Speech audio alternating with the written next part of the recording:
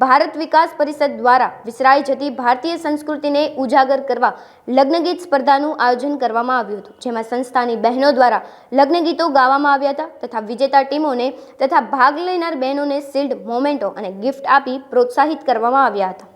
આજનો કાર્યક્રમ સૌરાષ્ટ્ર કચ્છ પ્રાંતમાં ભારત વિકાસ પરિષદમાંથી આયોજન કરવામાં આવ્યું છે અને લગ્નગીત સ્પર્ધાનું આયોજન કરવામાં આવ્યું છે। અહીંયા અમે લોકોએ સ્ટાર્ટિંગથી લઈને કંકોત્રી લખવાથી માંડીને છેક વિદાય સુધીના ગીત અત્યારે રજૂઆત થાય છે અને સરસ મજાનો લગ્નનો માહોલ અત્યારે અહીંયા ચાલી રહ્યો છે।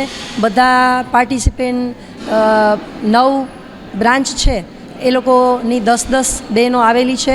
એ ઉપરાંતના સપોર્ટર તરીકે પણ ઘણા બાળકો સાથે છે અને લગ્નમાં જેમ વિધિ થાય છે એ જ વિધિના પ્રમાણમાં અહીંયા લગ્ન ગીતોની સ્પર્ધા ચાલી રહી છે। 1 by 1 ધારો કે કંકોત્રી હોય તો કંકોત્રી પછી એ લગ્ન ગીત, મહેંદી, આ બધી અત્યારે ઇવેન્ટ પ્રમાણે જ ક્રમ અનુસાર જ પણ બધા ગીતો ચાલુ રહ્યા છે અને છેલ્લે હમણાં જો 2 ગીત જ બાકી છે, છેલ્લે હમણાં વિદાય ગીત પણ થશે।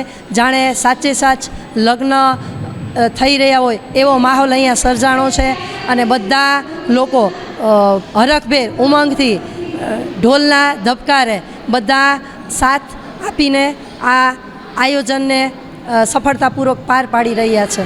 9 ટીમોએ ભાગ લીધો છે, એમાં 12 ગામની ટીમ પણ આવી જાય, સુરેન્દ્રનગર, જામનગર, મોરબી, આ બધી શાખાઓ છે ત્યાંના બહેનો આવેલા છે, સવારમાં આવેલા છે અને છેલ્લે વિદાય ગીત પૂરું થયા પછી છેલ્લે વેવાય એકબીજાના ફટાડા પણ ગાશે અને પછી જમણવાર ભોજન પૂરું થઈ અને પછી પાછા વિદાય લેશે। મુખ્ય મહેમાનમાં આપણે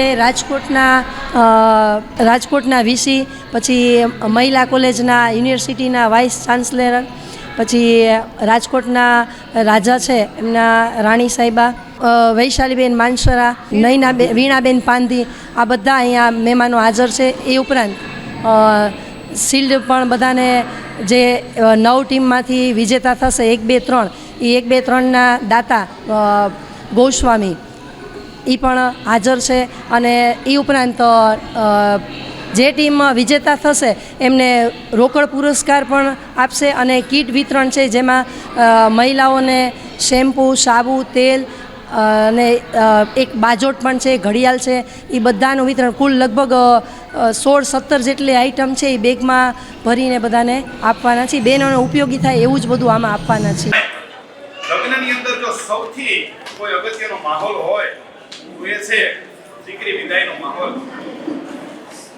દીકરી વિદાય એ આખા પ્રસંગનો ભાગ હોય છે।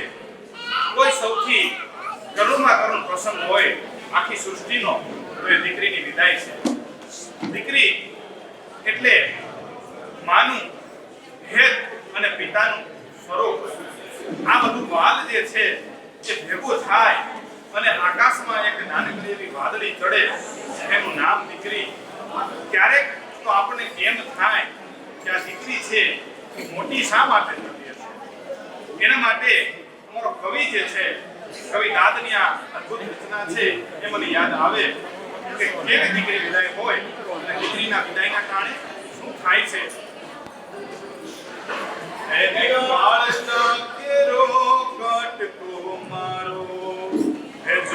ગાંઠથી છૂટી